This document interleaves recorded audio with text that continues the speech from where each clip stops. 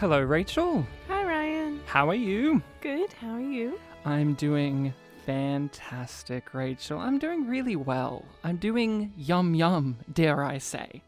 Wow. Wow, yeah, no half yums today. Full yum yums today. Not a yum, not a half yum, not a yum and a half, not yum yum and another yum, but just yum yum. No half yums are ever allowed. No half yums are allowed, Rachel. Rachel, why are we talking about yum yum so vehemently? What is that? What's that about? Well, it was because Commander Nan is in this episode of What a Star great Trek character. Discovery that we are exploring today. And she was the person who gave us the heart-wrenching line of yum yum. Yeah. In Star Trek Discovery in season 2, and now we are up to rewatch of season 3. So for everyone out there, if you have not watched any of Star Trek Discovery, spoilers, this is our rewatch, we're getting through all the details of it. But Rachel, I feel like we've got so much yum yum that we need to spread it around, share the yum yum. We have a guest with us, Rachel. We had to bring someone in from overseas to embrace the yum yum, to swallow it down, to rub it all over their skin, to really get the yum yum in. We've got a friend of the show and dear listener of the show, Pat. Hello, Pat. Hello. How's it going? It is, well, I think you just heard, it's all going pretty yum yum. How about yourself? It's going pretty yum yum, apparently, yeah.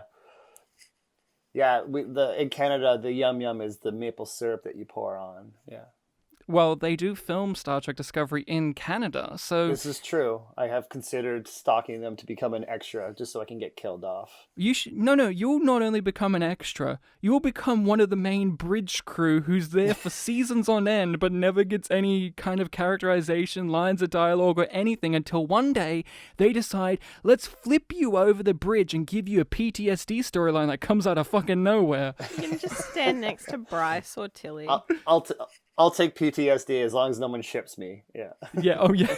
Oh, no. They'll ship you no matter what. They'll ship you with Owo, everyone's favorite other character. So, Pat, we have you on. I thought you're a great friend of ours and you're always commenting on things and sharing our stuff. And I thought, and I know you're a lover of Star Trek. Can you tell us all, what's your relationship with Star Trek? What's one of your favorite out of the Star Trek series? And what's your general relationship and history with Star Trek Discovery as a show? Star Trek for myself has been a lifelong thing. I've always watched Star Trek. I was, getting into science fiction when Next Generation was starting. So that was like a thing that my family we looked forward to. In particular, Star Trek has been a bit of a moral compass, when Star Trek was about thinking things through and taking your time, real philosophical questions. That was when I was really into it. It's very good of you to use past tense. Yeah, past tense. Yes, I might be slipping on that. And then when it comes to what's my favorite, and I know you find it controversial, I do like Enterprise quite a bit. Outside of some good episodes, like really good episodes of Next Generation, I think I like Enterprise tonally, not necessarily quality, but tonally the most. And then there's Discovery, which doesn't have enough decontamination scenes. Yeah. Well, sometimes I feel like a Michael Burnham voluntarily dying painfully in a tube when I watch this show. Yeah. But it is Star Trek. I have to admit it. It's new Trek, but it is Star Trek. It's just it's doing its own thing. I would never take it away from people who like this show. Yeah. But it's a different experience than what I grew up with. I'll say that. I'm told I've offended these people twice. Once for eating in front of them. The second time I don't even know what for. But if their carelessness has hurt Porthos, or God forbid ends up killing him, they're going to find out what being offended is all about. So with Star Trek Discovery, though, What's your what's been your relationship with it overall? So you find it a hard pill to swallow, but yeah, you're an avid watcher anyway because it's still Star Trek. What's the dynamic? I was ready to give it a try. I watched the first season, and then after that, I kind of would catch it here and there, watch some YouTube clips, watch some analysis of people who I who like this show unabashedly, and I will consume it. It's Star Trek. I want more Star Trek, but yeah, I mostly continuously watched season 1, and then I took a break. I said, it didn't work for me. I'll back off. But then something pulled me back in, and I decided to watch some episodes of season 3 to really kick it into gear, I guess. And with season 3, it's in a way designed where you can come back to it because it's in the future. Yes, exactly. Yeah, it's maybe where Discovery should have been in the first place, with a new show with such advanced technology and style. I think, maybe it should have taken place in the 32nd century. But then you couldn't have Sarek wanting to commit planetary genocide. So I think that was more worth it in the long run, huh? We needed to see Spock's journey and why he decided to shave his beard. So we're going to be talking about season 3, episode 2, Far From Home, and just to further converse about the fact that you can jump into this season straight off the bat in a lot of ways. There will be some little bits that you go, oh, maybe a recap will help me. But I find it funny when I watch this episode thinking, remember the Klingon War? What a funny thing that was, huh? What a weird odd little footnote in the thing that was, huh? So we are going to be talking about Far From Home. Pat, could you do us the gracious favor of letting us know what the plot of this episode is according to IMDb? So IMDb says that after the USS Discovery crash lands on a strange planet, the crew finds themselves racing against time to repair their ship. Meanwhile, Saru and Tilly embark on a perilous first contact mission in hopes of finding Burnham. Wow. Pretty emotional. They didn't mention ice, but I'm a little disappointed. No parasitic ice. No parasitic ice that, like a parasite, it infests. Pat, is this your first time watching this episode, or did you watch it when it initially aired? This was my first time watching it. I went into it, again, reading the Memory Alpha entry, so I had the idea, but first time visually watching it, consuming it. Getting it in your veins. Yeah, bathing in it. Letting the ice go down your throat. Yeah, I was like, yeah.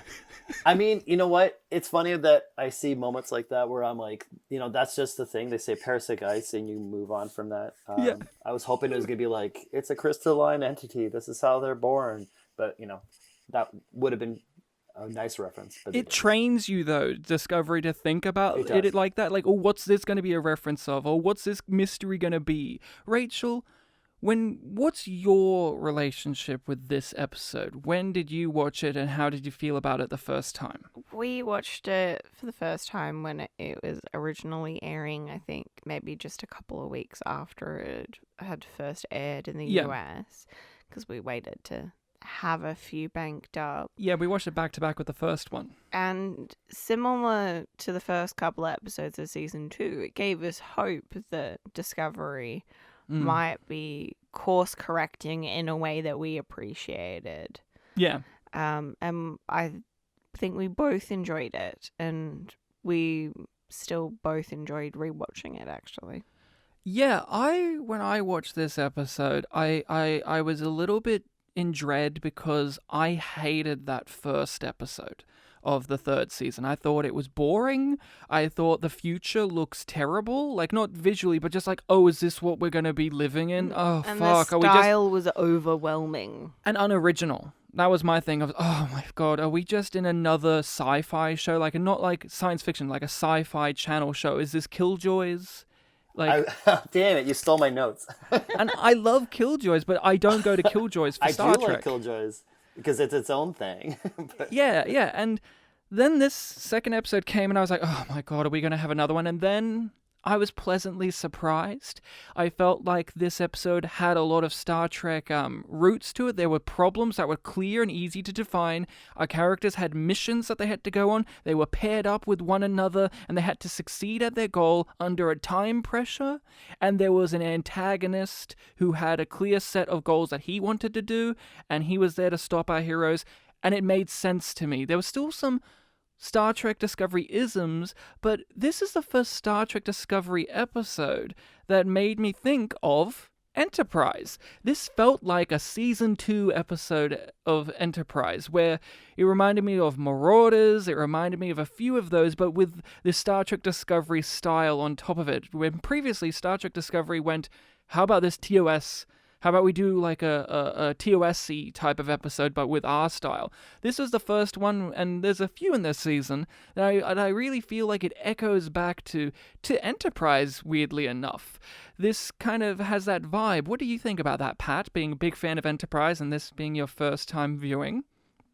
I'm just checking my screen to make sure that you don't actually have all my notes on this episode because you keep stealing them. Yes. I absolutely did feel like this felt like a Star Trek thing. You know, you had the time crunch in that, and the Enterprise on the nose. That's a really good descriptor to that. It did feel a bit like, I don't know. I was trying to think of who Saru would be, but I definitely was like Tilly. Maybe more like if you had like Hoshi come along on a mission. You know, you needed her to talk about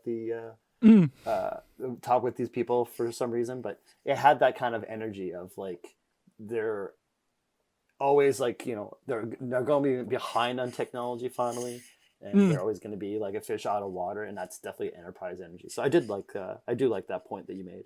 They were going into the unknown for the first time, it feels like, in Discovery, where it actually feels like they're going into the unknown and they don't know what they're going to go up against, and they have to try and use their Starfleet ideals in a world that doesn't have any. When in Enterprise, there was no Federation yet. That's the whole point, they're building up to it. In this, the Federation is dead, and they're trying to build it up again, so it also has that thrust that Enterprise had, where in Enterprise, we, the audience, knew that they were trying to build up the Federation, but the characters didn't necessarily know that. They were just trying to be faster with their ships and shit like that. Well, in this, the whole goal of the season is we are actually trying to build the Federation back to what we knew it to be, and make it greater in the world that doesn't want it, which is an interesting idea. Rachel? I think one of the big reasons that I ended up liking this episode and still really enjoying it was that it feels genuinely like science fiction. Yeah, like, and Star Trek science fiction, in which the B plot, which is the parasitic ice, is just this, it's a thing that they have to deal with. Like, we don't have to think about it too hard, but it's just a thing. It's an obstacle, and it's very specifically science fiction, because we have trouble swallowing sometimes what Star Trek Discovery offers up as science fiction plot, because they end up feeling more like fantasy. Yeah. Rather than being grounded in science that we know, and feeling like this is a potential area of growth that eventually our world could have something like this. Yeah. But the parasitic ice feels like something that could very easily exist on a planet in the galaxy or universe somewhere. You're running out of time to get the Discovery off the ground. The ice, it's parasitic. It'll crush the hull. Eventually, everyone inside. So, Pat, first time viewing this, first time coming into season 3 so you've skipped ahead. So what was your overall kind of feeling with season 3? Because you also watched the first episode, so you can give us a little mini breakdown of what you thought there. But what's your general feeling on season 3 and this episode? I really didn't like that first episode of season 3. I can reflect a lot what you guys were saying. Some weirdness where they don't know the difference between Starfleet and the Federation. I hope you guys touched on that. Yeah. Yeah, that drove me up the wall, but amongst other things, bland fashion sense in the future, I guess. But this episode, yeah, it felt like Star Trek. It kind of made me bounce back. I might consider, watching more episodes. I might do like a look online to see what's a skip order to watch. These are the good episodes to watch. You can skip these ones, maybe. Yeah. Yeah, but that first episode, I was like, oh, what have I done? What have I done to myself? And then I watched this, and I actually I actually felt like I was having a good time. Like the whole like Western tavern thing, I thought that was a really cool discovery style of doing like the TOS style of like, they only have Western buildings with just the front of the building, like you can see behind it and there's nothing there. Well, they did that, but it's like you walk through a teleporter or a swinging door. Like I thought that was kind of fun. It had a space adventure theme to it, and it was good times actually. Yeah. I do like how you were like, I felt like I was having a good time. Like, I don't know. Well, that's because Star Trek Discovery has like this. The trauma. It's a trauma, right? Where it's like, I hope it doesn't abuse me again. Like, I think this is okay, but I don't trust where it's gonna go. Is it gonna hurt me later? Again, I have read what happens in the season, and it's like you can read a bullet point list of what happens, and you could be like, okay, that's fine. Like, I mean, I'll speak in vague terms. Like, it's like the end of Game of Thrones. If you give me a list of what happened at the end of Game of Thrones, I wasn't necessarily against that, but like the show itself did such a bad job of conveying it to me that you're like, oh, that hurt. Reading is no substitution for experience, is the old exactly. market, yeah. And I mean, especially as such an emotionally driven show like Discovery, like, and spectacle you can just driven. read Wikipedia articles all day and that's fine, but you're safe there. So Rachel, on the rewatch, what did you like about this episode? What were some things that really came to the forefront for you? I didn't hate the style in this episode. It has a lot of the markers of Star Trek Discovery. Yeah. But in this episode, the pairing of the style, the script, and the direction felt like most of those decisions had a very clear purpose. Like the strobe lighting that starts the episode is there for a specific reason, and it goes away when it's not needed anymore, when things are starting to calm down. And there were a few other instances where like they were doing something flashy, but it made sense, particularly in that kind of first act when we are meeting up with our characters as they are entering this new situation, because it was the same with Stamets being brought out of the coma. Yeah. With the layering of the audio and the slowdown, the visuals, and all of those techniques were visually telling the story, and then when the dialogue began telling the story, the visuals slowed down so that you could pay attention and touch base with those characters and their experiences, which made it feel more grounded rather than going full into just being overwhelmed by it.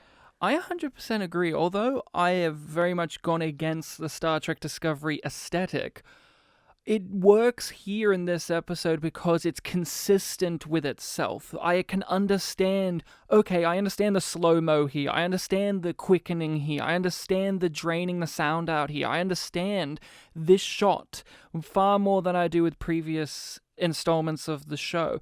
It made a lot of sense to me. So there was lots of moments where it was a calm before the storm, like with what you said about Stamets and the strobe lighting, where it's quiet, slow, ambient, and then everything rushes in to let you know how serious the situation is, and that everything is nuts to butts, but without being CGI bombardment in my face, like with the first episode where Michael just crashes into Book's ship and I don't understand what the fuck's happening. Although there's a lot of noise happening, I understand it because the way the technical stuff constructed it, it was leading me in, like I said, a calm before the storm, and then the storm hits me, and I was ready for it. While in previous episodes, we've talked about why are they using slow-mo in this fight sequence randomly? It doesn't make any sense. In this episode, it actually made sense to me where on the Discovery ship, when the ice is coming in, the camera moves quick, the editing's quick, the dialogue is quick, there's quickening up while it cuts back to the bar where the threat is far more placid and far more of it's just a guy who's just like, I'm going to hurt you. He is a threat that's lying in wait. Yeah, he's not something that's coming after them immediately. He's the encroaching threat of the arch nemesis of the season. He's just a tendril of the Emerald Chain. That forms a very direct thematic link with the ice. Yeah. The ice is an immediate threat that it's building up slowly, and they have a very limited amount of time to deal with that situation and specific limited resources. And when, say, the slow-mo, when Giorgio starts fighting, it made sense to me because of the bar setting. The threat level was far more, like I said, it's far more timid. And Giorgio's in her element finally. Like, I don't like her character, but for the whole episode, she's been wanting to do stuff and wasn't allowed to do it. So when she gets to finally do it, they slow it down and see that she's like happy and embracing getting to fight. And then it quickens up when things go out of control, as it often does. She clearly wanted to fuck Linus. We don't know if she got to do that. We can only hope that she got to fuck the big-eyed alien from from Discovery. Pat, what do you think about the technicals of this episode, and how does it line up with your recollections of where the technical aspects of Discovery have been laying before? You know what? Like, I guess you guys did touch on it a little bit, but even just one episode ago, I remember having the issues with, like, just Burnham and Book talking on a beach is like edit, and it's just jumping around, and I'm like, oh my god, this is what I remember. And then I get to this episode, and I'm like, I can follow what's happening here. Like, there's a couple weird quick cuts, and like that's not the worst part. It's only when you have like 18 quick cuts back to back while the camera spins around a meeting table. You don't need that. But yeah, like stylistically and stuff like that. And then like it was super clear what was happening in the bar fight scene. And even whenever like Stamets is crawling through the tubes like that, it was, trying to get us emotionally charged, but it was clear what was happening. Tig Notaro was in the scene and that was the thing that happened. It's not a technical thing. I was just being like, there's Tig Notaro being Tig Notaro in the Tig Notaro scene. Stamets, I know you love the sound of my voice. You realize this is my nightmare.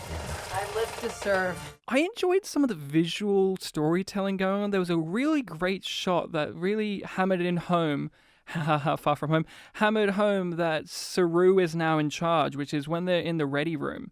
And there's this quick little shot panning that's far away, and you see right up front of the camera Pike's desk that he brought in from the Enterprise is completely shattered and broken on the ground, kind of saying, Pike's not here anymore, all right? He's gone. He's it's not happening, all right? Saru's in charge. He's behind his own desk. We've broken our ties. Yeah, and I thought that was a nice little visual way of showing that, instead of Saru standing there going, oh, well, now Pike's here, not here. Am I the captain? What do I do? He didn't have that. It was just a visual thing showing it. And that was a nice touch that Star Trek Discovery lacks sometimes. It really reminded me of Season 1, where Season 1 had some little visual storytelling things that were just sprinkled in there, and then Season 2 just kind of stopped doing it. It was nice to see it come back again. And for us, Rachel, on the rewatch, there was some nice little foreshadowing things here that I can't believe I have to praise it, but it's nice that they have them there because it's better than nothing.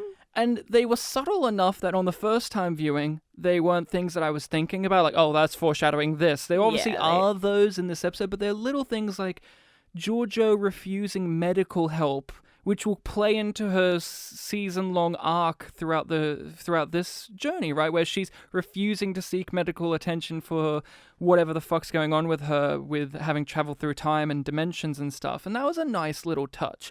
I also like that they were setting up in this episode the dynamic of Giorgio is someone who thinks that she's only a killer, and that's all she's worth. And that is great for her little journey for this season, where she's going to try and change. Whether that's successful or not isn't the point I'm making. The point is they're actually planting seeds here that I didn't realize were being planted, unlike in previous seasons where it was so obvious, or they were never planted there at all, and you just turned around and now you're in a cornfield. You're like, what the fuck? Or they do that thing where they kind of gaslight you and be like, we brought this up before. We talked about this off screen. It wasn't our fault that we didn't show you it. Yeah, and it was nice to see those little touches that they were bringing up to let us know that when you rewatch the show, it doesn't feel like none of this it all came out of nowhere like I felt with season 2, where it's like, well, why are the signals important from the very beginning? Oh, because you just have to accept it. This, I'm rewatching it and I'm noticing, they're setting up that Saru is relying on Tilly's help a lot from the very beginning, which will be helpful when later in the season he promotes her to first officer temporarily. People got upset with that. I did too. But when I rewatch it, it's not as if it came out of completely nowhere. No, he sets up a preference for Tilly and a trust. It might be an illogical choice on his part, but it's got clear precedence to get to there. Yeah. And again, unlike in some other episodes and seasons, it does come from something other than like the fact that him and Tilly have conversations in this episode. I was like, oh my god, I forgot that characters can have just conversations, because usually the conversations are, who are you? What are your intentions? What's going on? Give me exposition. And I love you. That's usually. Wait, are you talking about when Burnham and Book met each other? They fought and then they were best friends? Yeah, they're best bros. It's a conversation that doesn't rely on having exclamation marks at the end of every sentence, which I also very much appreciated. What I didn't appreciate on the rewatch of this episode, because it does count as like they very clearly set this up, then it very clearly goes nowhere, is Detmer's experience with PTSD. Really? That doesn't go anywhere. Well, okay, Pat. It goes somewhere, but not really. I gotta ask you, Pat. Now, you had read some of this stuff, but be honest, when you watched this episode, could you tell me if you would have thought straight off the bat, oh, this is going to be a PTSD storyline with how it's presented in this episode? No, I thought it reminded me again of like the Battle of the Binary Star, like the first episode, where that random helmsman is like, go to sickbay, and then he gets lost and then gets spaced. And I was like, is that what is happening here? I guess. Like she hit her head, right? And then she's upset for the rest of the season. Yeah. She flew over the console and she has PTSD until she has like one conversation with a person. No, so what happens is she has PTSD, and how it's represented in this episode and a few more episodes, and this was happening in real time. I was seeing this happen in real time. People were going, is she infected by Control? Oh no. Yeah, that's what I had seen. Is this a mystery? No. Why on earth? And this is how Discovery sets the audience up a lot. Either expect a reference or expect this to be a season-long mystery. Why can't this just be presented as an obvious PTSD storyline from the beginning? Because even when I'm rewatching it, knowing it's supposed to be PTSD, it still comes across like, oh, something's wrong with her. Has someone taken over her? Is she... Or is there something wrong with her implants? Yeah, and it doesn't feel like, oh, she's got PTSD. And when you say it goes nowhere, Rachel, what you mean is how this episode played it, they just keep playing it like that again and again and again. There's no real escalation. It fizzles out. There's no, oh, she accidentally started an intergalactic war because she was drunk on her ass. No, there's just, she just keeps like grimacing and not answering people, and then has an argument with Stamets. And then finally it culminates with, I'm upset because no one respects me because I drive the ship real good. And then I go, oh, okay. On the rewatch, maybe this will make sense. On the rewatch, it makes no sense because literally, when she's having her first bout of PTSD in the episode, everyone's standing up and congratulating her, thanking her, wanting to hug her. And it's like, oh, so does your PTSD not come from what you said it comes from? Okay, maybe that's her delusions, but then here's how they solve her PTSD, because obviously they have to solve it like it's a narrative issue, not just something that a character can have, is she flies a ship real fast and feels confident in herself again. And it's like, oh, so it was just that you felt like no one appreciated you being a pilot. Yet in this episode, she had to show off by looking sideways while flying forward. Yeah, and in this episode, they are literally congratulating her and thanking her for saving them all with her pilot skills. Like, so But what the fuck's the problem? She can't hear them. We are told that through the audio mixing. She can see She it. can't hear them. She can see it. Saru I touches would her. yeah I would side that she might not be able to hear it like because she's concussed, but she can tell, like, she knows what's happening, that people are applauding Yeah, her. and everybody is supporting and giving her hugs and making sure that she's okay. Yeah, it's a weird thing that this episode just keeps... It's my least favorite part of this episode because all it serves is this is setting up something, while the rest of this episode is people actively solving a situation right here and now, while hers in the episode is we're setting this up, and it feels like, okay, can we not? We've got other things. I'd rather spend time in the bar. I'd rather spend time seeing the parasitic ice actually cause problems on the ship instead of just seeing Paul in some tubes with some smoke. You know? Yeah. It's interesting because, like, I mean, I do find Discovery is a show that everybody is like ready to cry or scream ecstatically, and I know that's not how PTSD works, but I was like, if maybe she had cried or showed more, that it would have been clear that it was PTSD. I didn't anticipate it to be like a PTSD thing. I thought it was just like you hit your head. That was it. Yeah. No, it's PTSD. More than a concussion. It would make more sense to me, and they somewhat do this, but they don't, which is, it would make more sense to me if her crashing the ship on the planet cost the life of someone that she cared about. But in the end, it cost the life of some alien that we've never really encountered before or know anything of. Okay. And she's like, they didn't make it? And they're like, yeah, they didn't make it. And then she's acting like it. But she was already acting in her, and this is me as an actor, this is what she's doing. I'm acting like I have PTSD now. It's like so obvious that, oh, how do I act like I got PTSD? I just look off vacantly and look forlorn. She was already physically acting like that before she found out that she cost someone their life.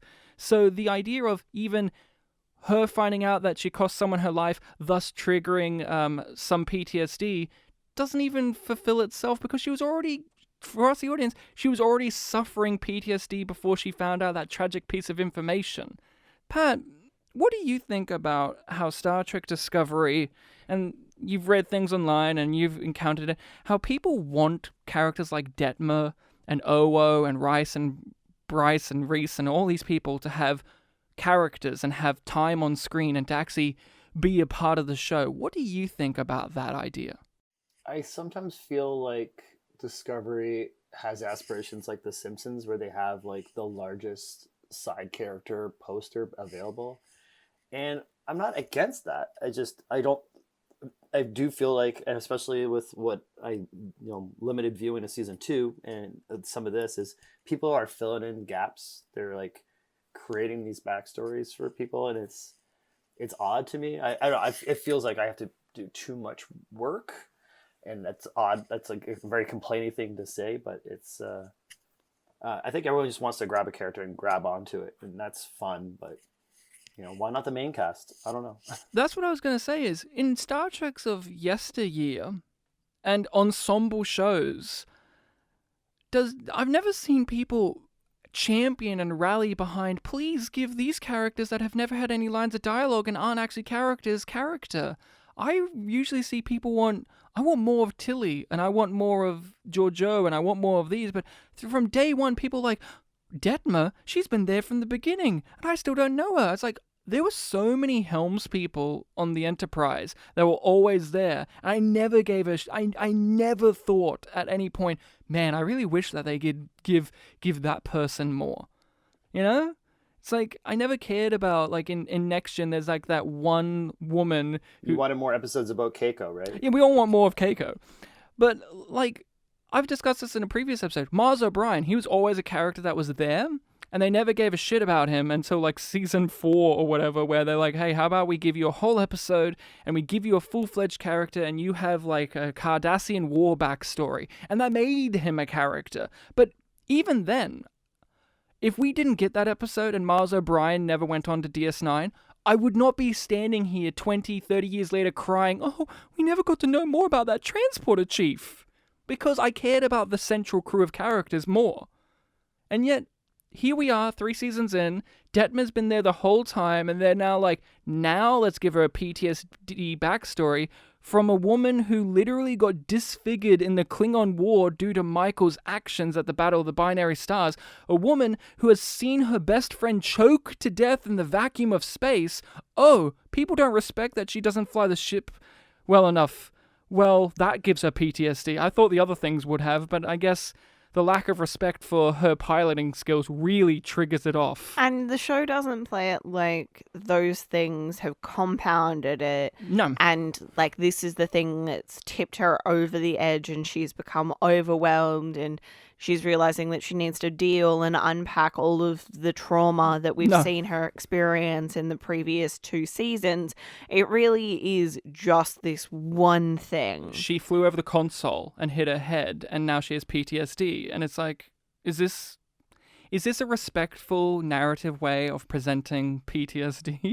Yeah, I sat down with Michelle before we started shooting the season, and we had brunch, and she brought up the fact that we were going to explore this season, and that Detmer was going to be struggling a bit more than usual and sort of have a weight and a guilt that she's carrying around for, I think, a combination of the Battle of the Binary Stars and, you know, a rocky landing into the future. This episode has an antagonist, Rachel. And we have not enjoyed a single antagonist in Star Trek Discovery. Oh, you mean not Tim Roth? Yeah, the guy who looks like Tim Roth but isn't. We haven't enjoyed a single one. Like, Lorca was the closest one, but we rallied against the thing of he was dumb at the end, thus he was boring.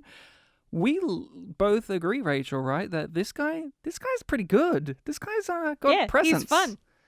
What? Yeah, I was scared. What about him worked for you, Rachel? I think the performance was just hammy enough. It rode the line of being like kind of ridiculous, but also that went with like the energy that the script was giving as well, like the type of presence that he has as a villain. I felt like, see, I didn't think he was hamming it up. I felt like he underplayed it in a way that was well enough. I never got the feeling that the actor was thinking, I'm playing the bad guy. I'm going to leer at Tilly like this and represent that men are gross. I just felt that he was gross. Because he just played it like, yeah, I want this. Give it to me. He felt just like a guy. And that's like the best kind of villain that Star Trek Discovery can give me, is he doesn't feel like, oh, I'm Takuvmov and I have this bloodline lust of revenge against the humans. Or he doesn't feel like, I'm Leland and I'm now infected by an AI from the future and I must destroy humanity. This guy's just, hey, give me my dilithium or I shoot you. And the fact that 3 seasons in, a villain of this level is the most compelling we've had in the show kind of says a lot. It kind of says that we don't always need a villain to be the guy who has the doomsday machine. We don't always need a villain who's like, I want to start a war. Sometimes an antagonist is just a guy who wants to stop our characters from achieving what they want. And this is in the most basic way. They want to leave the bar. He's not going to let them. They want to get off the planet. He's not going to let them.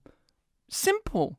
Simple, simple. And like you said, Rachel, this guy, I think he's charming. Like, he's gross, but like the performance is charismatic, and I couldn't take my eyes off of him. Like, every choice he made felt so natural, and it felt like, oh, so this is what the future is like. Like, his performance gave me a greater understanding of what the future of this universe is like than that whole first episode with Michael and Book ever did. Hands down. What do you think of him, Pat? Yeah, I really dug him. He's got this like subdued, controlling way of like he controls everybody he encounters. I think like that's. I mean, maybe I'm building him up a bit, but he's like he's living in a world where like this is how you survive. You know, you have to be a businessman. They said that he cut the head off of the last courier and took his job, and he's just, you know, he doesn't lose any sleep at night. He's like, you know, this is how I make a living, and I'm gonna make a living by taking things from other people. And he was kind of scary. Like I didn't know what he was capable of until, you know, he shot that guy who all he did was like fix their communication. Yeah, and like that was brutal. That was like, okay, I'm taking him seriously now, right? So I thought it was a really good. I don't want to say villain, but a really good foil, because he was just like a real person. Like I can imagine someone just being like that. What are some aspects of a Star Trek antagonist you enjoy? And does this guy meet any of those? Yeah, I think again it's the someone who's calculating everything, who's like very clearly like in control of his actions.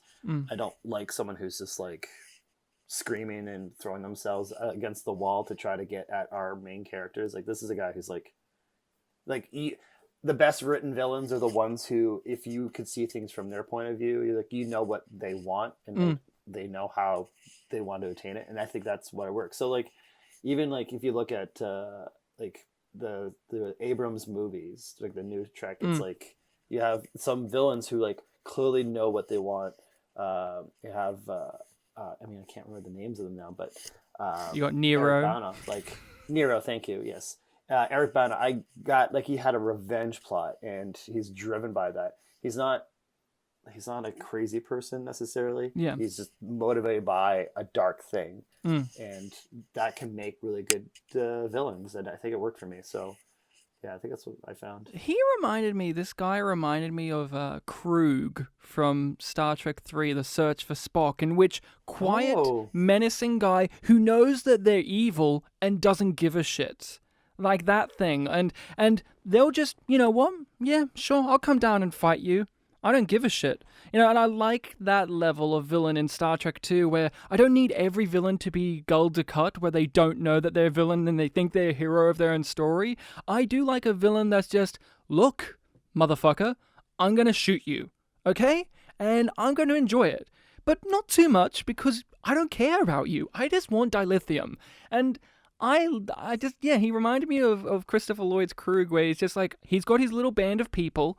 He somewhat cares about them, but really he cares about himself. He doesn't need to talk all the time, which there was a line of dialogue from Georgiou that I felt like they only put in there to give her a zinger, and it didn't feel right, where he said some phrase and she did a lampshading thing where she's like, just because you use fancy words from a thesaurus doesn't mean that you're a smart bad guy. And I'm like, whoa, okay.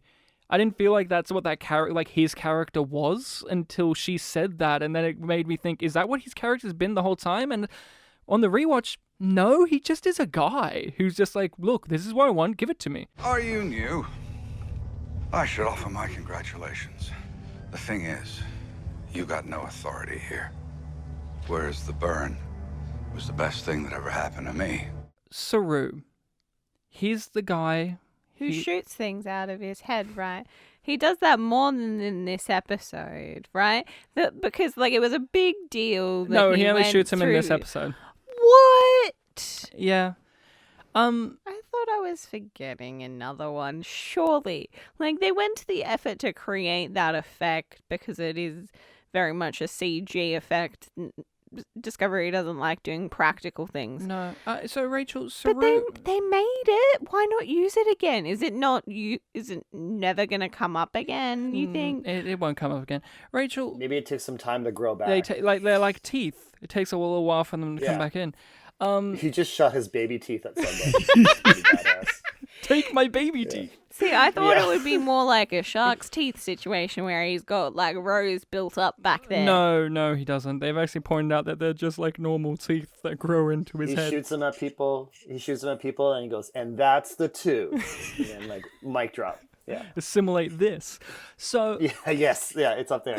Yeah, wait for the Star Trek Discovery movie. We'll have that. Yum. Rachel, we're huge fans of Saru, and we've said on previous episodes, before season 3 even came out, oh, it's so obvious that he should just have been captain of the ship from the very beginning. Yeah. We finally get that, although they haven't ordained him properly as captain. No, he's acting captain. He is captain, and what do you think about Captain Saru in this episode? I think his decisions make sense. Whoa. Whoa. Hold the presses. Something making sense? Far I out. know, right? Because it makes sense that he's just like, okay, we're gonna approach it in this way because he is very true to his Starfleet ideals and he follows through on them. He says them, but he also enacts them. And Yeah. he's trying to live up to the ideals. Yeah, I, you know what I think makes him work as a captain in this episode? Even though it He pains actually me. captains? No, it pains me to say it, but Georgiou, having her stand there and defy and counter his orders makes him strengthen his convictions as a captain, and thus he has convictions as a Yeah. captain. While in season 1, when he tried, the whole thing was he was failing because he didn't have strong enough convictions, and the ones he had weren't of his own, but he was trying to replicate Lorca's. But in this, He didn't has, trust himself in command. He didn't trust that yeah, a Kelpian could be a good commander. But a large part of also that shift is not only that Georgiou is there to foil him, but he's lost his threat senses. Yeah, so although I hate Georgiou, she actually serves a narrative purpose outside of just zingers in this episode, and it strengthens Saru's journey in this story. And Well, she gives Linus a love interest, right? yeah, Linus, that great character. What a great character. Can we all give it up for Linus? Great character. Golf clap. Clap, It's a clap. golf He clap. definitely does more than sneeze. Yeah, he in this season he gets to transport places. It's real fun. I love Captain Saru. I think it's because of the obvious. He's now that Pike is gone, he's the only Star Trek character we have left in the crew. And we like Doug Jones. And we like Star Trek. He's the only character that feels like from any other Star Trek show. He's a very Data-esque character with a bit of the Doctor and a bit of T'Pol and a bit of Spock. And he's the Star He's Trek. like Harry Kim made commander. Yeah. What do you think of seeing captaining Saru, Pat? Because when you saw him last in season 1, he was trying to be, and he was failing, and he was insecure, and we had Lorca all over the place. How does it feel to actually see him captaining the ship? And do you agree with the sentiment that he should have just been the captain from the very fucking beginning? Yeah, I definitely got because my last impression of him was more that he was like looking up commanding for dummies and from the computer. And then we get this one where he's like, okay, you're going to do this. You're going to do this. I'm going to go on a away mission. So that's his like Kirk thing where he's in charge, but he's going to abandon ship to go on a mission. But yeah, I actually really enjoyed him being in charge. I thought it was really good. And then after he kind of left Discovery and it was this weird thing where like nobody was in charge again, or at least they were pretending they were in charge and not doing it because Space Hitler Georgiou ran off. We anyways. can't give Nan screen time to be in charge because he left her in charge. And when we do, it's just to let us know she's sassy too. Like, that's her character. Yeah, But she you have to apologizes drop for your sassy being hat. sassy in this. Yeah, she did. Her little sorry. But I also appreciated that in this episode, Saru stands on his own because he does go back to asking the computer for help. Oh, in a later episode? In a later episode, which is when we get that the sphere data has essentially become sentient, and then that doesn't actually get dealt Can we with. be like Star Trek Discovery in season 3 and not talk about the sphere data? Because Okay. it's like the most annoying thing. But I love Captain Saru. I think it is just because Doug Jones is great. The character is the closest Star Trek-y type character we have. And it's nice to see a new captain, like someone who's new in the chair and figuring out what is and isn't the way. And, that kind of ties back to Enterprise, where Archer was still figuring out what is captaining, especially in season 1, where he's like, oh, diplomacy?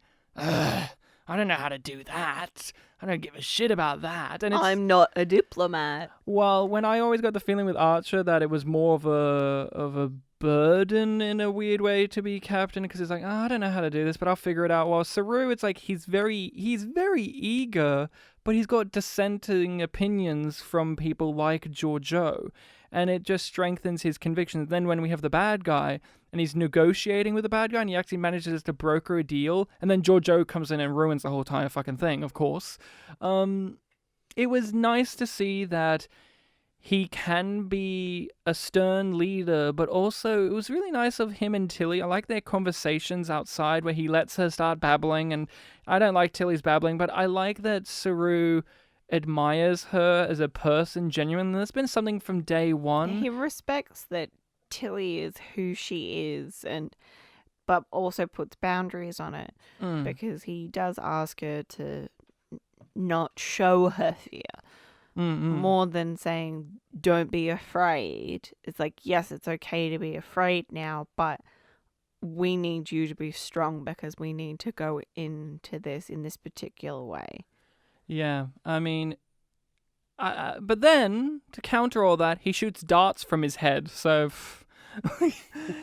Every time I want to get heady and deep, I can't help but think of the stupid thing that automatically counters it. Like, Georgiou was offering this nuanced counterpoint about from her Terran point of view, but then I'll think about how she was the woman who said AI sausage. Kind of like an AI sausage. Ew. How do you feel about the notion of season 3 is a show that is the show where you can just jump into it? And do you think if that is the case, it's a good thing or a bad thing that 2 whole seasons of this show don't matter?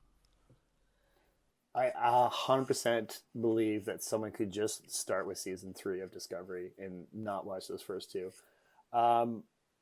What does that mean? Yeah, that's a bigger question. I'm like that's. I'm not trying to be mean, but it's just like it just kind of says more about like the characters haven't developed that far from that you didn't need to have those things. It's a bunch of characters who just react to things a lot. Again, I would say the exception to that is like a character like Saru. I was like, you'd be like, oh, what was this guy's backstory, and stuff like that. But yeah, I think I felt better watching these episodes not having watched season 2 because they're in the future. It's a Lost in Space story, except it's Lost in Space and time now. But yeah, but.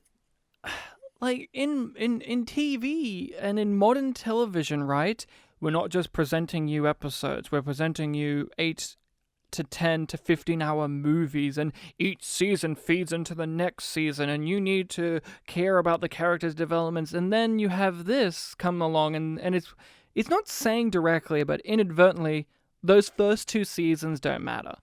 Really, you can just start here and you'll be fine.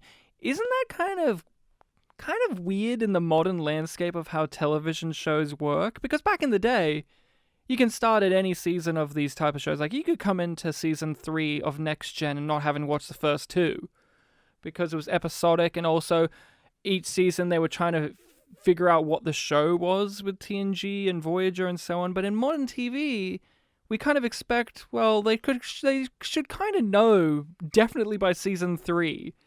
What do you think, Pat? Do you think it's just kind of like a weird thing to have this type of thing going on where 2 whole seasons of a show just don't matter and you can just skip them, or what?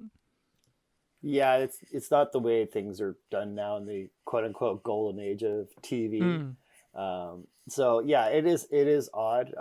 I do like that in the sense of season 3 of Next Gen. That's when it got good, quote unquote got good. Yeah. And I mean, I don't know anything more than that. I guess it just it's odd, but it works. I guess it's just, to me, I stretch out the word "works" as much as possible.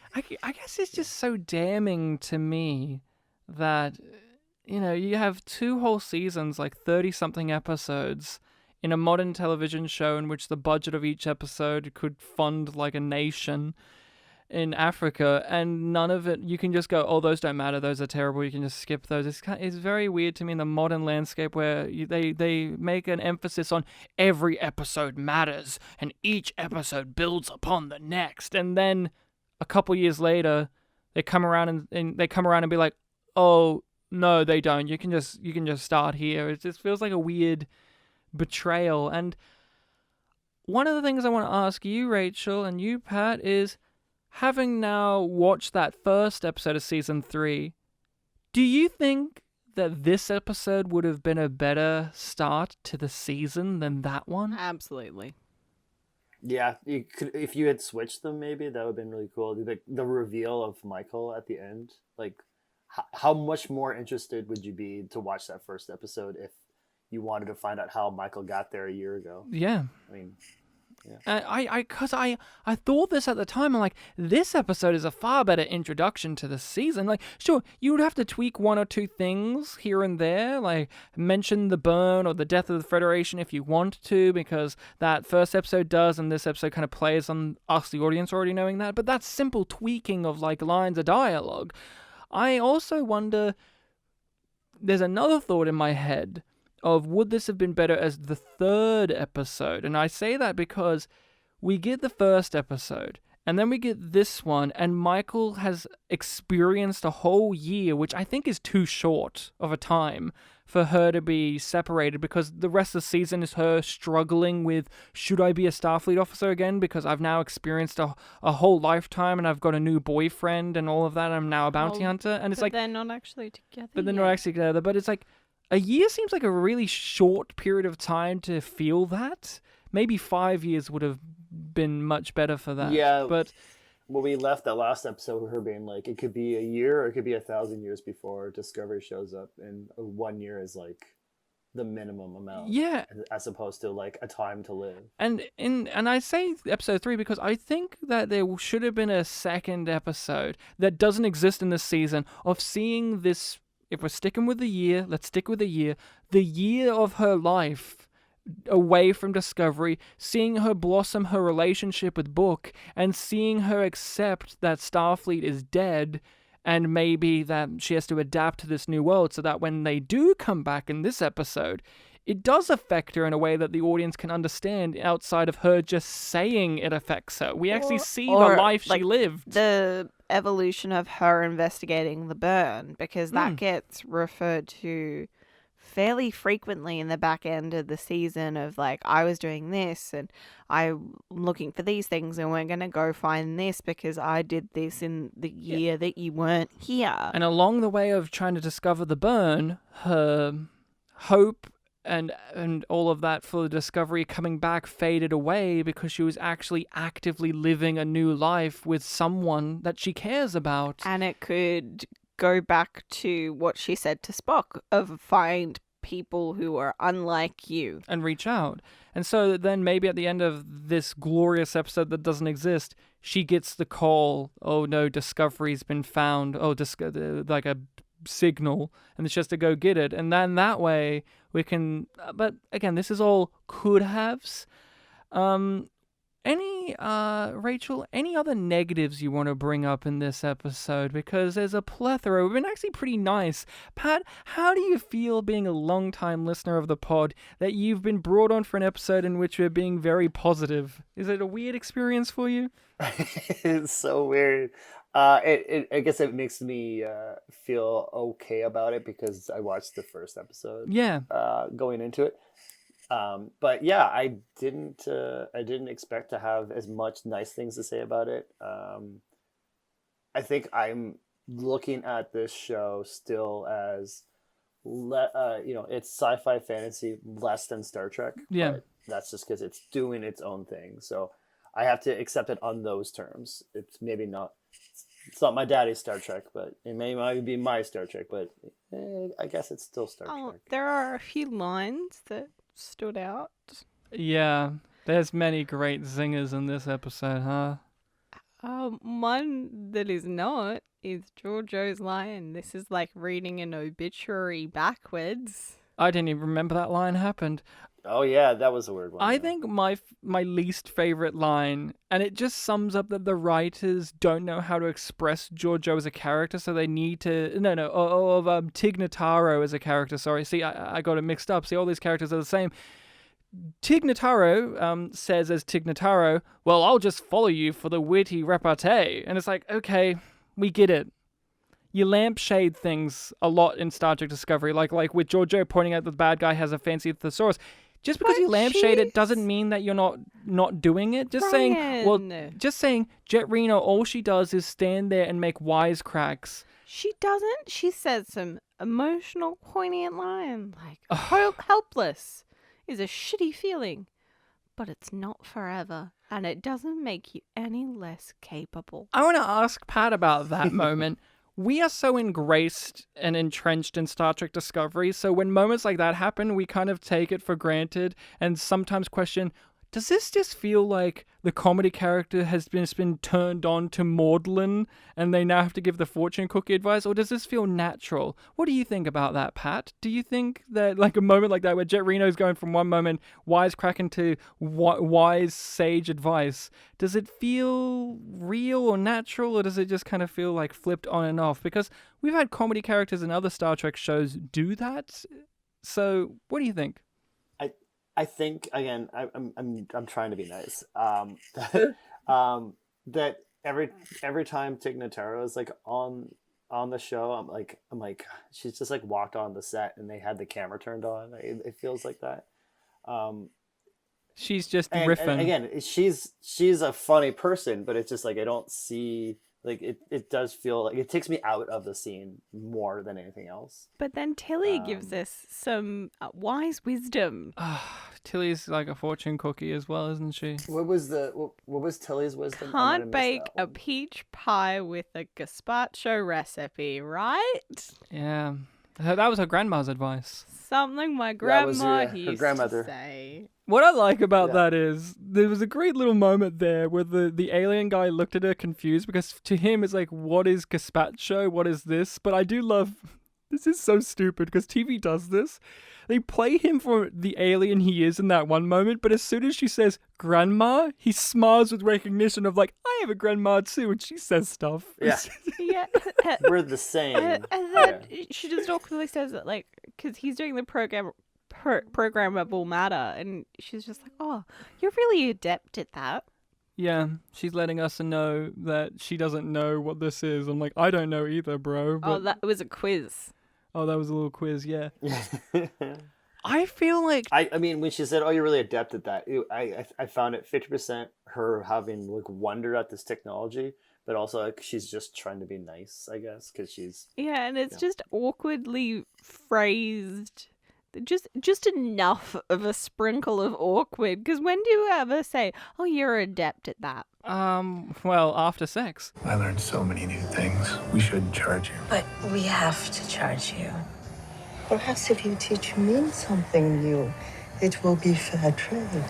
I want to give everyone a fun trivia fact I learned from this episode. Giorgio's an engineer. I didn't fucking know that until they said it in this episode. I've been watching and reviewing every single episode for the last 6 months. I did not know at any point that Giorgio, Empress Giorgio, is an engineer. She's everything, Ryan. When Tilly came out with that, I fucking died. I was like, when did they ever demonstrate? Because Nan was also an engineer, and they never got her to do anything. Everyone's an engineer. But then that's Far what out. they were both doing engineering stuff at the end of the last season. They're the ones that are in there in the panels, pulling things apart, rewiring things. That's all engineering things, so they showed us. Oh, because they fitted with some wires, that means that we should know that they've been engineers the whole time. They know how to open an access panel and look at some wiring. I didn't think that a warrior queen emperor from a mirror universe that she had like a bachelor's degree in engineering. Like, I didn't think about it. Oh, you know she has a doctorate, Ryan. Yeah, Dr. Georgia. Yeah, but it's honorific. Yeah. They're like, give me my doctorate or I kill you and all your family. Yeah, and I'll wear your tongue as a belt. Yeah. There was just so many moments. My biggest negative in this episode My biggest negative is you have this A-B story, right, where Paul is trying to fix something. He's trying to fix the ship. They're trying to get the ship out of the ice. Then you have Saru is trying to deal with the situation in the saloon.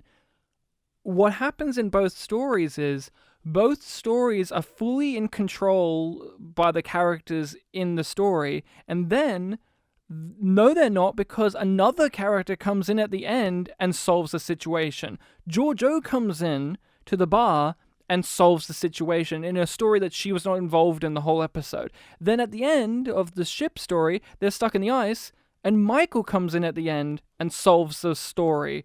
And I just don't find that satisfying. I was enjoying that our actual characters that we were actually following the whole episode were solving and encountering the situations themselves, not some Deus Ex Machina coming in and doing it for them. I just don't find that satisfying. That's like my biggest flaw in this episode is the end of both stories are solved by people who had nothing to do with either story. Like, I guess I'm curious if you guys, if if Space Hitler hadn't shown up, would his negotiation have worked? Like, I was trying to figure that out. Tilly's gonna go back to the ship to get the dilithium to come back, and then it was kind of implied later that when they were gonna send the bad guy out, he's like, "You were gonna send her to, did you think she was gonna survive?" And like, was that a good plan? Like, did Georgiou have to show up? Was his negotiation actually a legitimate way to solve the problem? Did we just like undo that work that we were committing to? So yeah, I get the whole Deus Ex twist thing at the end that kind of took away from that, but I don't know. I'm curious if you guys thought it was actually going to work. I don't think it would have actually worked. No, and I don't think they were indicating that it wasn't going to. I think it was just biding time. He was just like, somebody pointed out, well, like, you were about to send Tilly out to her the bartender. death. So that implied to me that it was like, it was never going to work. So he was just essentially threatening Tilly, but in a way that it made it vague and kind of confusing to me, because it's just like, well, he does want the dilithium and he has to send somebody to go get it, because he's not going to go, hey, here's my personal transporter, you go get it and pop back. I get that that's a thing. Like, I don't think his plan would have worked. The negotiations were a ruse, blah, blah, blah. But even if that's the case, what I would have liked is if Saru, Tilly, and the bartender managed to solve the situation themselves because they were actively in it. Not, oh, we've brought in the killing. Like, basically, they brought in the device to end the plot from outside. And that is just not satisfying. Even if Saru's negotiations failed, I would have liked to have seen him use his command skills to figure out with the two other people in the room how to solve the situation, rather than some random person comes in and says, I'm the writer and I'm just going to quickly end this scene. Oh, that would involve him demonstrating who he is. Which he was doing. Having learned something from the experience, and then it would have to matter later. And he was doing that throughout the episode, but then they have to bring Georgiou in to do quips and do the fighting because Michelle Yeoh does fighting and we need to shoot her with the laser and she gets turned on by it, and it's... Yeah, I was going to ask about that. It was like her plan was just to get shot. What a genius, huh? She was an emperor. Yeah, big brain. Like, it was like, what happened if he had just set it to the same setting as the other guy? I mean, I would have been happy, but like, would the showrunners have been happy? Yeah. Like, I don't know. And then Michael comes in at the end, and that's there to show us, oh, Michael's here, and oh, time has passed, but they could have got out of the ice, and then she could have shown up and be like, I saw you guys. Like, they could have got themselves out of the ice. You don't have her in this episode, and she turns up in the next episode. Like, you still don't need Michael in this. Also... Maybe this is us because we've been watching the show and we've never enjoyed Michael as a character, but was a part of the enjoyment of this episode because Michael wasn't in it? Yes. You say it with such shame in your voice. Yes. I do. Well, because Sonequa Martin Green. Like, I watched her on The Walking Dead, and I really liked her there. So like, I can see her as like full-blood character acting. It's great. But Michael Burnham isn't really character to me. Like, she's just kind of like she's the most important because they say she's the most important, but I never I was convinced Saru was the most important because he was leading the charge, or I was convinced Stamets was the most important because he was working on the repairs and sacrificing his safety for it, yeah. But I never feel like she has any consequences to her risk taking necessarily. It's always going to work out. She was never going to die on that planet or any other. Yeah. Her vulnerabilities are hard to sympathize with because they're either non-existent, she's perfect hero, or her vulnerabilities are like so beyond recognizable for us mere mortals. Like, if I don't make connections with my brother Spock and decipher the code in his brain that's scrambled up because he has dyslexia, then Control, an AI from the future, will kill my mother, in turn killing the entire universe. I'm like, I can't relate to that.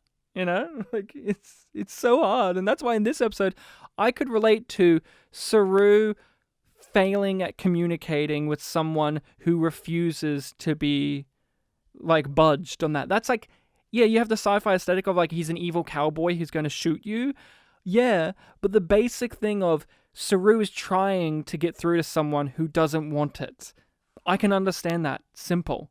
Michael Burnham is like either her ones are so non-existent or it's like the fucking Greek tragedy level of like insanity that I just find hard to connect with. And in an episode where she wasn't around and you just had every other character doing things that were relatable, I was like, oh my god, if this was every episode of the show, I think I would like this show a lot more. Yeah, it's me. I found you. I've been looking for so long. One of the things that is disappointing on a rewatch is I was just talking about this hopelessness that was the first two seasons. Feel like there's no point, that they were like you could skip them. One of the downsides on a rewatch is we love Captain Saru, but we know by the end of the season, and we actually knew relatively quickly that he was set up to fail and step aside so Michael could take charge. And that was such a bitter pill to swallow in this episode, because all I kept thinking when watching this episode was, fuck, if this was the show, this would be so much more tolerable and enjoyable. But now I know they design him on purpose to fail, and that all of Michael's reckless, nonsensical actions are deemed as the good actions. And Saru's whole character is, can I overcome my self-esteem issues and my lack of confidence? Can I overcome that? And the way to overcome that is, can I be a commander? Can I be a leader? And at the end of his journey, it is, no, you can't. No, you can't. You fail. Step aside for someone who can do it. And I don't know what that says. Yeah, it's also because he says that his priorities shift. It's not. It's like they do try and patch it with a few different things, but none of them fully stick for us. To bring up Voyager for a brief moment, one of my favorite things about Voyager was Reg Barclay, and how we had seen he had evolved in a way that made sense. He had gained more confidence in himself while still being the Reg we knew. And then in the series finale, we saw a version of the future in which he was far more confident in himself, but he was still Reg. Like every now and then he would have his he would stammer his words and get nervous. But it was like, oh, it's good to know that even someone like Reg Barclay can find confidence in themselves, in the structure that is Starfleet. And I thought, that's a great message. And they're doing it with Saru, but at the end of the season, they say, no. Your insecurities, they will make you fail. And there's no point. 3 seasons worth of growth gets thrown out the window so that Michael can be the captain. Well, they already threw out the first 2 seasons with his evolution. So it's just like it's the -2 and then the -1. So it does make -3, but it doesn't feel as bad in the moment. But maybe on the rewatch it'll sting more. And it did. Yeah. Imagine if Reginald Barclay had invented the ability for tribbles to procreate super fast. Like, gosh, he wouldn't last. Yeah. Oh, let me tell you about a short track called Trouble with Edward. Talking about things that are weird on a rewatch, and first time watching, I imagine, for you, Pat. Let's do the Hugh Dar. Hugh was in this episode. He had a lot of lines of dialogue. I was about to say stuff to do, but that's not true. But he did smile and nod. Pat, what has been your relationship and feelings on the character of Hugh Culber before you started listening to our podcast, in which we have a whole segment dedicated to trying to really reinforce that he's never been a character? Yeah, I mean, again, my experience was mostly season 1, where he was, his character trait, and I think his memory alpha entry is, he'd Stamets' husband, partner. And I guess that's about it. I did like him in this. I was like, oh, like they show him caring, but then as soon as Tig Notaro was like his therapist, yeah, I didn't want him in that scene. But because I was like, okay, like who's the counselor here? I know you guys have spoken about like he should have been just a counselor, and he kind of becomes one. Yeah. You see him trying to be the counselor in this episode a lot as well, and it really reinforces, man, they try to give him doctor things to do in this, but they're not focusing on it. What they are focusing on is him being the wise person who's trying to touch into the person's mental state and letting them know, hey, it's okay to admit failure, it's okay to be afraid, it's okay not to be okay. And it's like, man, he should have been this from the very beginning, but instead... As soon as they make him the counselor, Guinan's going to show up, and she's like 2,000 years old, and she's going to be a better counselor than he is a counselor. Guinan, people come to talk to you about things they want to reveal. As ship's counselor, you have to get them to talk about things they don't want to reveal. I could do that too. What are you... You don't really want to be ship's counselor. What would make you say that? So you liked him well enough, like in this episode? Yeah, whenever he's first caring for... so in general, I found him okay. I considered him a background character, and I didn't have any urge to have him come to the forefront. But in his scene where he cares for Stamets, I don't know, I think doctor characters in Star Trek, generally speaking, when they're being doctors, that's fine, but then they can just leave the room and I'm over them. So you're not a fan of doctor characters? See me, I love the doctor characters primarily in Star Trek. Okay, when they're not, I guess I spoke a lot because I do like the doctor characters. I'm imagining the badly written ones. I think of like Beverly Crusher doesn't have that many good episodes. But she serves a purpose She serves a purpose, and I think that's where I want to put him in. I want him to be just... He's a doctor. I don't even think he's is he even the chief medical officer? I think he's just amongst the doctors, right? Yeah, amongst them. The doctor that treats Detmer in this episode is the chief. I don't think she is. Oh, yes, okay, yeah, her. No, I think the whole thing is, in Star Trek Discovery, we've never met the chief engineer. We've never met the chief medical officer. Head. No, I think she's just a doctor who's there. Yeah, they're all like just doctors. There's not like the chief of medicine, I guess. Yeah, and it's very weird. Yeah, I liked Hugh in this episode because they injected him with personality. Wilson Cruz was given a lot of energy to do, but it did feel like, having just come off season 2 and rewatching season 3, it felt like they were overcompensating a lot by being like, and look, he's sassy, he's very, very sassy, and he's saying all these things, and he's smiling, and he's got jokes, and he's wisecracking here, and it's like, whoa, last time I saw him, he was like very emotionally in turmoil over the fact that he wanted to get back with Paul, but now he's back to being now he's the funny guy, and it was a little bit confronting, but I was like, thank Christ we've got some energy to him. And I agree, I liked his scenes with Paul, although I'm not a huge fan of Paul anymore. Really I thought it was nice. I thought it was really sweet when he was just like, oh, it's good to have you back, and he was like, it's good to have you alive. That felt very natural, and it felt like it made a lot of sense for those characters to be saying it and to be saying that at that moment. Yeah, just my disconnect for him in this episode in the season is this doesn't feel like a guy who's just gotten over an existential crisis. Oh, no. He just feels like a guy. I mean, again, I think that is one of the moments where I'm like, yeah, I don't need to watch season 1 and 2. He's just like, I almost got reintroduced. Like, yeah, they're together. Okay, cool. Moving on. He died. Oh, I know. Yeah, I remember him dying, and I know how he comes But back. it's funny to think that in that scene, oh, this guy died once, by the way. Like, isn't that weird? Like, Yeah, it makes it more poignant that he says it's good to have you alive because he died. He had died. What a tragedy. I say that to people all the time. I don't know you guys, but I'm just, you get off the bus and you're like, glad you're alive, and then you just keep walking. So, Rachel, what would you give this episode? A yum or a yum yum? It's a relatively enthusiastic yum yum. Yum yum. I give this a yum yum.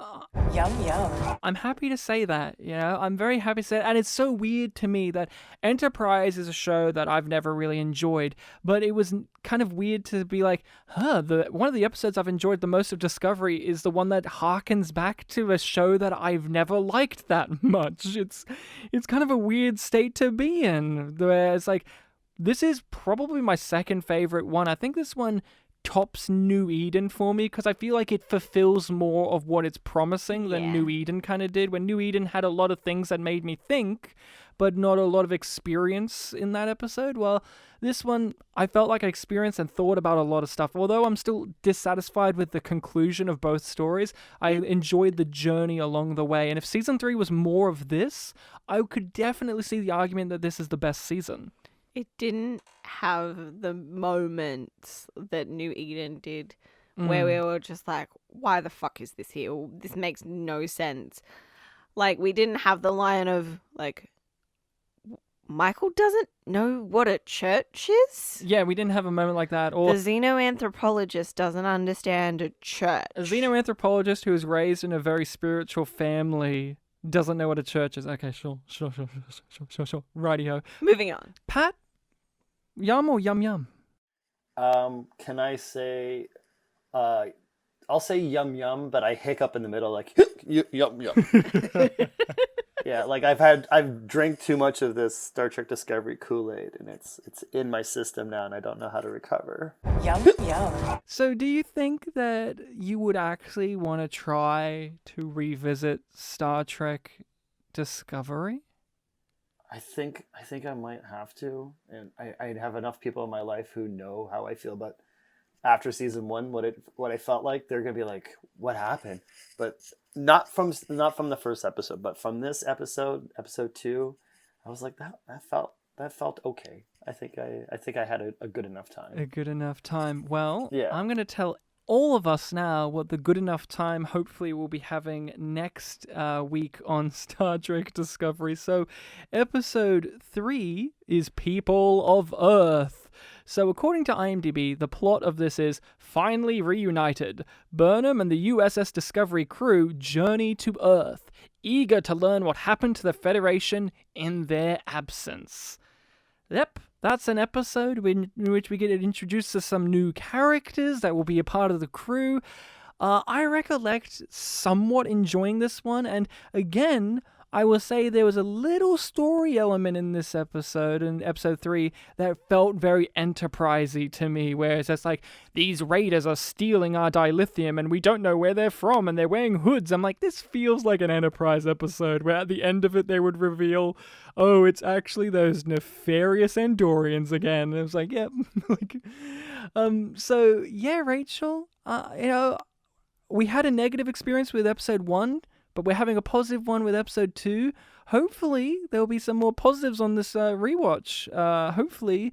Or will we get the every even episode number? Like, episode is the good one and the odd ones, like the movies are the bad ones? Like, will next week be bad and then the one after will be good? Will it be that type of affair? Who knows? I'm uncomfortable saying the word good in association with Star Trek. How about yum yum? Yes. Feel better about it now? Yes, yum yum acceptable. So, Rachel, where can people find us on the interweb? Funnily enough, at Yum Yum Pod.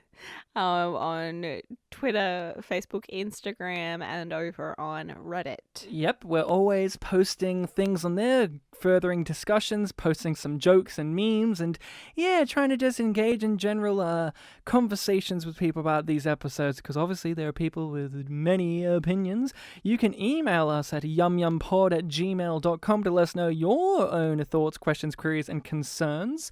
And we have a Patreon, Rachel. What is over on there? Various extra materials where we talk about Star Trek even more.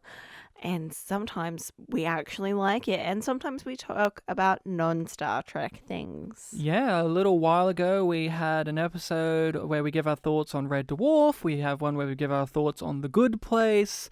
So not all sci-fi, although sci-fi leaning is where we do tend to go in our thoughts on conversations on there. But yes, Patreon, all the info is in the description of this episode. So hit all those, rate and review us on whatever podcasting platform you use that allow it. It is always greatly appreciated. Pat, thank you so much for coming on. I actually had to wrangle Pat in. You were a little bit unsure at first, but I was like, come on, this one reminds me of Enterprise, and you said to me, I don't know if that's a compliment or an insult. I can never decide if you're like endorsing me or insulting me. Like, it's like Enterprise. You like that one. Yeah. But I'm glad that you decided to join us on this journey, and hey, maybe you'll come back and visit the season, and maybe you'll have your own kind of thoughts on it. Like, that's the kind of thing where we try not to just be haters on Star Trek Discovery, try to have critical conversation, and even in the season that I personally don't like, season 3, it's my least favorite, an episode like this is in my top 3 of Star Trek Discovery episodes, so it does show that there's some stuff here, and the fact that there's someone like you who pretty much stopped after season 1 can come back and see an episode of season 3 after a stinker of an episode of season 3 and be almost tempted to want to actually come back and watch it, it kind of says that, Star Trek Discovery, for all of its faults and flaws, it can every now and then course correct in a way where it kind of tempts one to want to keep watching. Rachel doesn't look as convinced of that. Rachel's like, I've been not wanting to watch this from season 1. I wish I was Pat. It punishes me when I am hopeful. Yeah, that. Don't you wish you had a time travel tunnel that you could go back? A Red Angel suit? Dare I say? Yeah, a Red Angel suit, yeah. Wow. Yeah, something less anime. Something. Oh my god. Oh, you don't want the mech suit? Oh man, I would love to watch the anime of Star Trek Discovery and see how they draw Saru. Give him some tentacles to really add to the effects. Yeah, I was like, who's gonna say the tentacle joke? Me. Those ganglia would get long. Yeah. But Nani? Yeah, absolutely. The only way this episode could have gotten better to really emphasize it being an Enterprise one is if Saru took his top off and did a spin kick. Just like Scott Bakula would have done in Enterprise. Hey, they needed the petroleum jelly to disinfect first. Of course, I would have loved to have seen them rubbing I like jelly. that show, but I can't defend the jelly. No one can... That's how we end this episode. No one can defend the jelly of Enterprise. Sign up for the Patreon. You get a Defend the Jelly t-shirt.